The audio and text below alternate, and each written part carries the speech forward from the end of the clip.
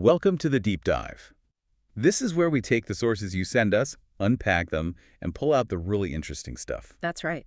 And today, we're looking into something maybe not everyone's heard of yet. Murumuru Butter. Exactly. Based on the global Murumuru Butter Market Report 2025 that landed in our inbox. Thanks for sending that one in. So Murumuru Butter, for anyone wondering, it's a natural emollient, basically a really good moisturizer. Right. It comes from the seeds of a palm tree, the Astrocarium murumuru, which grows in the Amazon.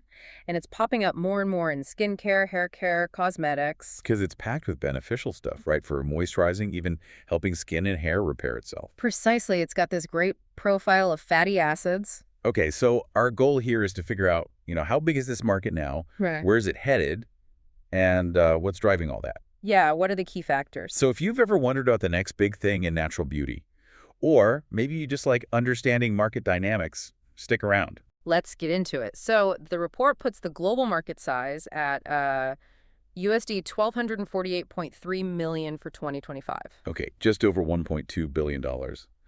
And the projection. Well, this is where it gets interesting. By 2033, it's projected to hit USD $2,469.11 million. Wow. Okay, so almost doubling in, what, 8 years? Exactly. That's a compound annual growth rate, or CAGR, of 8.90% between 2025 and 2033. That's pretty healthy growth. Right. What's the main reason the report gives for that kind of jump? It really points to the big trend towards sustainable and eco-friendly products. Consumers are, actively looking for natural options. And Murumuru fits that bill perfectly, coming from a natural source. It does. So people want cleaner labels, more plant-based ingredients, and this aligns really well. Makes sense. Okay, so where is this demand strongest? Let's break it down by region. Right now, North America is the dominant player. It holds over 40% of the market share in 2025. 40%. That's quite a chunk. What's the dollar figure on that?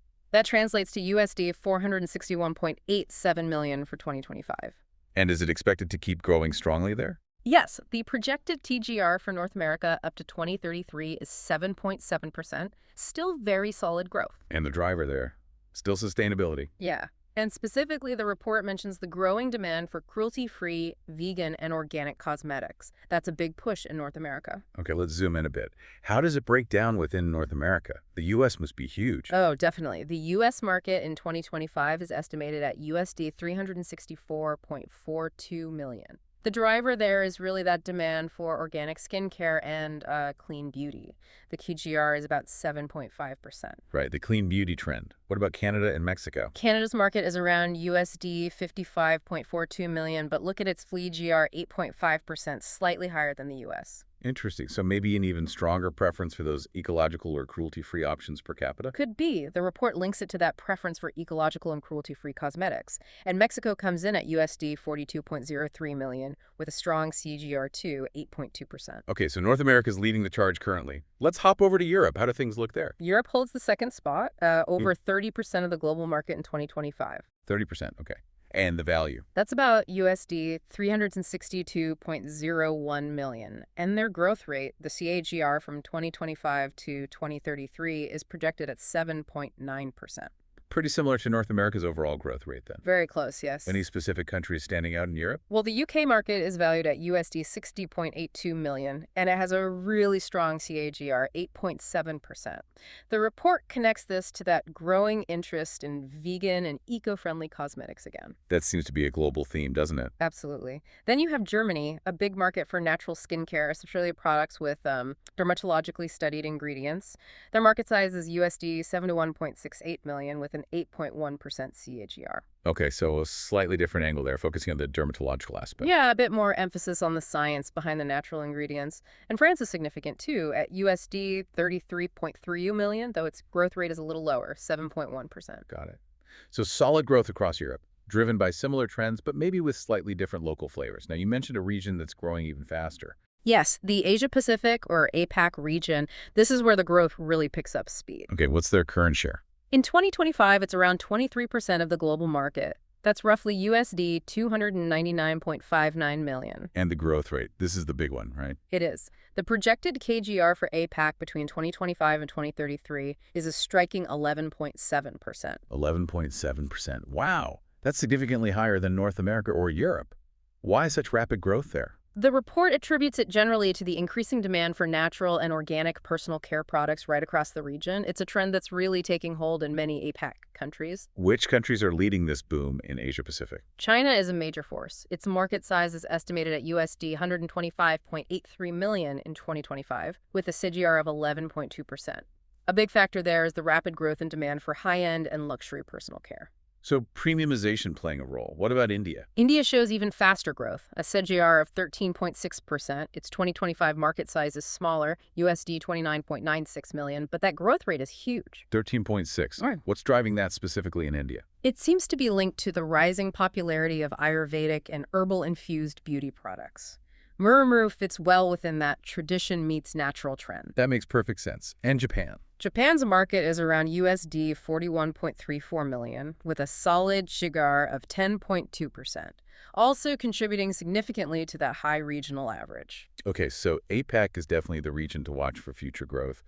Let's touch on the other regions. South America, it's the source, right? Well, the tree's native to the Amazon, yeah. South America holds just over 5% of the global market share in 2025. 5%, okay. Which is about USD 47.44 million. Their projected CAGR is 9.3%, still very respectable growth. Interesting. Where's the demand coming from within South America? Brazil is key, market size of USD 20.3 million and a CAGR of 9.9%. A lot of that is driven by natural hair care products, especially for textured and curly hair types where Murumuru Butter works really well. So a specific product application driving demand there. Exactly. And Argentina's market is smaller, USD 7.97 million, but has a high TGR of 10.2%, linked to growing interest in chemical-free skincare. Okay.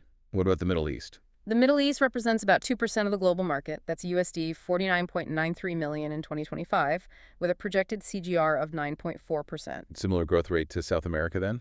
Any highlights? Qatar, for example, market size of USD 3.99 million, CGR of 8.9%. The demand there is apparently rising for high-end moisturizing and anti-aging cosmetics. Premium products again? Yeah. And Turkey also has a market size of USD 3.99 million, but a slightly higher CGR of 10.0%, linked to interest in botanical and traditional beauty items. Interesting blend of premium and traditional drivers there. Lastly, Africa. Africa currently holds the smallest share, around 1%. That's USD 27.46 million in 2025. The projected CGR is lower too, at 5.1%. Okay, so a smaller market and slower growth compared to other regions. Yeah. Relatively, yes. Nigeria, for instance, has a market size of USD 2.20 million, CAGR of 5.3%, with growing interest in organic and moisturizing skincare. South Africa is larger at USD 9.67 million with a 6.0% CAGR. Right. So that gives us a fantastic overview of the global picture. North America leads now, APAC growing fastest. Let's shift gears slightly and look at the market segments within Murumuru Butter. The report talks about nature outlook, conventional versus organic. Yeah. So currently, conventional Murumuru Butter is expected to have the larger share. Why is that? Price. Mostly, yeah.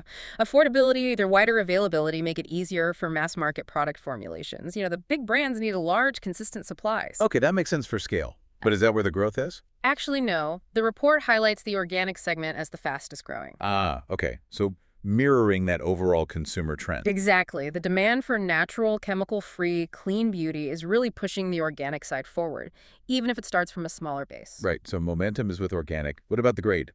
Refined versus unrefined? Similar story in a way. Refined Murumuru Butter currently has the largest share. And the reasons for that? Manufacturers often prefer it because it has a more neutral smell, a lighter texture, and critically, a longer shelf life. It's just easier to work with in large-scale cosmetic formulations. More predictable, easier to formulate with. Precisely. But guess which segment is growing faster? Let me guess. Unrefined. You got it. The unrefined segment is growing rapidly. It undergoes less processing, so it keeps more of its natural nutrients. Consumers looking for those raw, organic, minimally processed products are driving this. It really paints a picture of a market split between sort of mass market needs and this growing natural purity demand. Okay, where's it all being used? The end use outlook. Hair care takes the top spot currently, largest market share. Why hair care? Its properties are just fantastic for hair. Deep conditioning, frizz control, repair. It's great for shampoos, conditioners, hair masks, leave-in treatments. We saw that link in Brazil with textured hair. Exactly, but skincare is catching up fast. It's a rapidly growing sector for Murumuru Butter. Makes sense, given the moisturizing properties you mentioned. Yeah, it's moisturizing, anti-inflammatory, and skin repair benefits make it ideal for body butters, lip balms, lotions, creams, all sorts of skincare products. So very versatile. Any other uses noted? The report briefly mentions other uses, like in general cosmetics, some sun care products, and even some retail or household uses, but hair and skincare are the big ones. Okay. And how does it get to us or to the companies making these products, the distribution channel outlook? Right now, the B2C business to consumer channel has the largest share. So people buying finished products directly. Exactly. Driven by that rising demand for organic and natural cosmetics you see in supermarkets, beauty shops, online platforms. The consumers are actively seeking it out. Yeah. What about B2B? Selling the butter as an ingredient. That B2B business-to-business segment is also growing rapidly. This is the manufacturers supplying Murumuru Butter to the cosmetic companies, personal care brands, even pharmaceutical companies to put into their products. So growth on both fronts. Yeah. Selling the ingredient and selling the final product. Okay, let's synthesize this a bit. What are the core market drivers pushing this whole thing forward? Well, firstly, just the overall expansion of the cosmetics and personal care industry globally.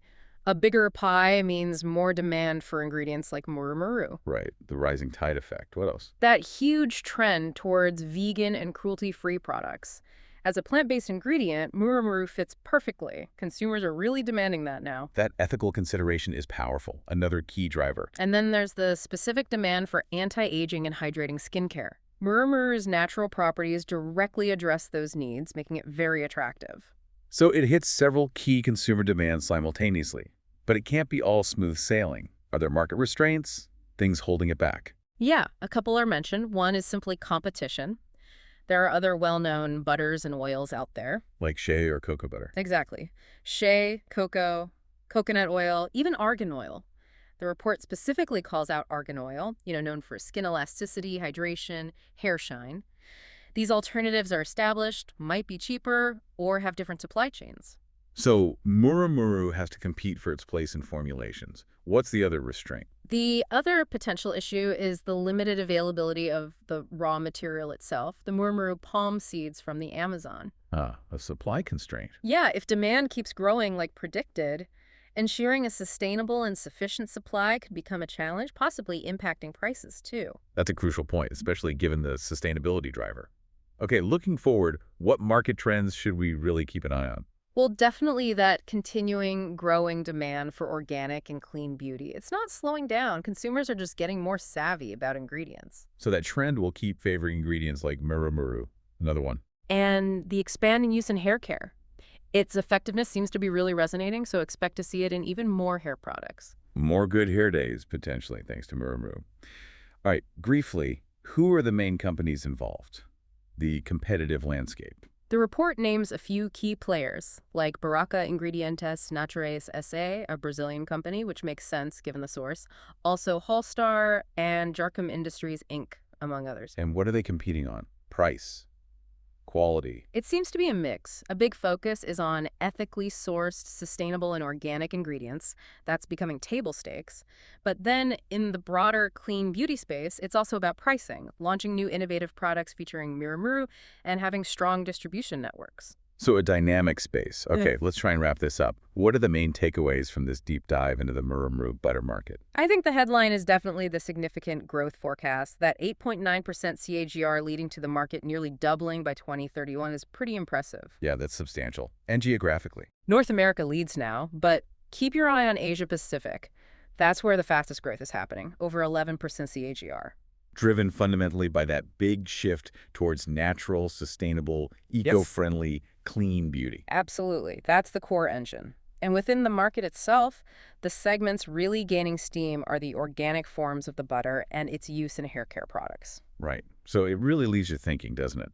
With this focus on natural and sustainable and these big growth numbers, it poses a question. How will the sourcing and production of Murumuru butter actually scale up to meet this demand? And importantly, what kind of impact will that have on the Amazon regions where it comes from? That's a really crucial question moving forward. Sustainability and sourcing will be key. Definitely something to ponder. Absolutely. And look, if this discussion has sparked your curiosity, the full report digs much deeper into all the regional details, the segment breakdowns, competitor info. It's a really detailed look at this specific but growing corner of the beauty world. Fascinating stuff. Thanks for breaking that down for us.